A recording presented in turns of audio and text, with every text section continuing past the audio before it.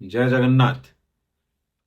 15 दिन आपणकर पितृपुरुष मैंने आपण पाखु आछंती रहिया पई। शुभ महालय है शेष दिन। से दिन आपण तांको पिंड दे परिवे।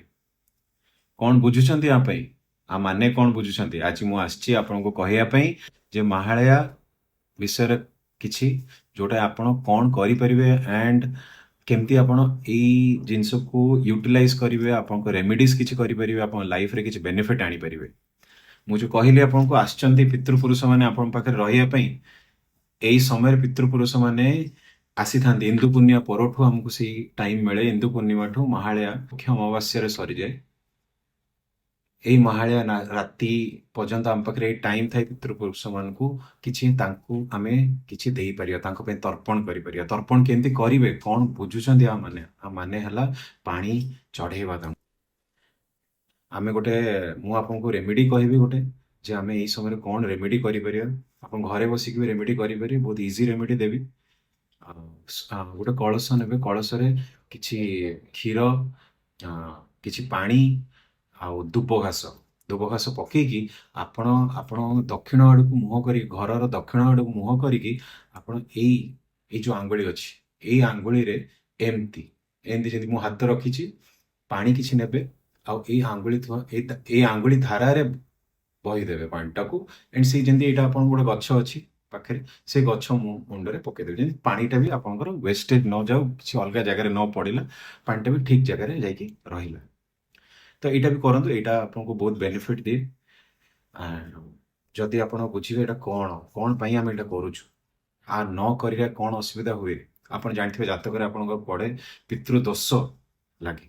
पितृदोष एई सब रेमेडी करले पितृदोषर खंडन हुए जोटा आपको बेनिफिट भी मिले। आमे कौन पे करिया कथा आमे काहे करिवा आमे अंडरस्टैंडिंग आजिकल का जनरेशन अंडरस्टैंडिंग जे आमे काहे करिवा हमर किए कौन करछि आमे काहे करिवा।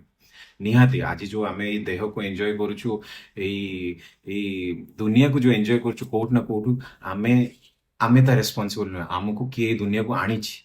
तो सेतले सेने एई समय जेतले आसंती एई समय आसंती कहले कौन बुझियो आमे एई समय रे कुहा जे मो पुराण रे अछि जे भगवान देवता माने सब शयन अवस्था रे रुहंती। एई समय रे पितृपुरुष माने जमठू अनुमति नहीं कि तौल को आसी थांती आम मान सहित किछि टाइम स्पेंड करिवे एंड आम मान सहित आमको ब्लेसिंग्स भी देकी जिवे।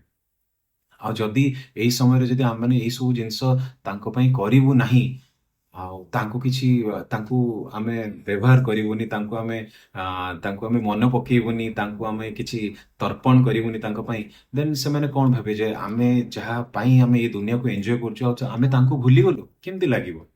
से माने आम पई गेस्ट ही गेस्ट छन गेस्ट को आमे भी जेंती आपण घर के गेस्ट आसन आपण तांको किछि न देकी कोन पठै दियंती किछि जहाले भी पानी ग्लास देकी भी दियंती पठांती से टाइप रे भी जदि आमे भाबिबा एंड सेति की भी से किछि दिन जो तांको आपण से गोटे दिन भी जदि आमे तांको तर्पण करिकि जदि किछि खाया या पिंड रे जदि आमे खाया तांको देई थाओ से माने से वर्ष सारा जेटा तांको पे महत्व होती।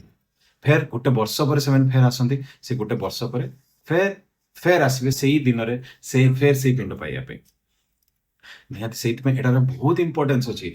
महालया है शेष दिन ये 15 दिन जो सर शेष दिन महालया परठू आसो आप देवी पक्ष कौन हुए देवीर आगमन हुए।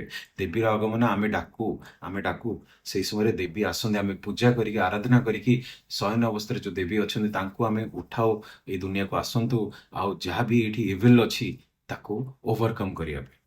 तो सही समय आमे श्री माँ को आराधना करू। यही समय श्री रामचंद्र भी आराधना करथिले माँ को विजय प्राप्ति करने रावण ठू से शक्ति आणिकी जेंती सी रावण ठू जीति पारिबे राम ठू बध करि निहाती यही सबू टाइम रो बहुत बहुत ही इंपोर्टेंस अच्छी।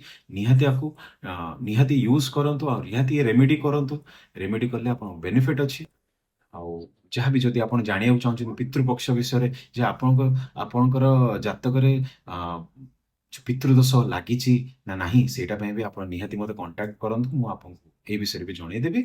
बट ओवरऑल समस्ते करिया कथा जदि पितृदोष लगिनी भी आपण ए पितृपक्ष टाइम रे एई सब जिंस करिकी आपण बेनिफिट नियंतु। बेनिफिट नियंतु ऑफकोर्स जेंती आम पितृपुरुष खुशी रहिले ही भगवान खुशी आमे तांकठु ही आसीଛୁ तो निहाती दरकार बुझिपारे बुझिपारे यही सब जिनस नुआ जिनस मे भी लगी बट नुआ जेनेरेशन लोक मे भी बुझी पारे मे भी नुआ जेनेरेशन लोक यही सब जिनस कौन पे आमे करिवु कौन कौन दरकार करवा अच्छी तार महत्व अच्छी बेनिफिट्स अच्छी मु से नुआ जेनेरेशन को ही फोकस करुच्ची जोटा कि से मैंने यही सब जिनस को बहुत लाइटली नेबे अच्छी तार बेनिफिट अच्छी आम भाविबा कौन पे अलग देशर लोक कौन करूछंती बट आम कल्चर को जेते आमे धरिकी रखिबा सेटा आम पई बेनिफिट अच्छी जय जगन्नाथ रहिली।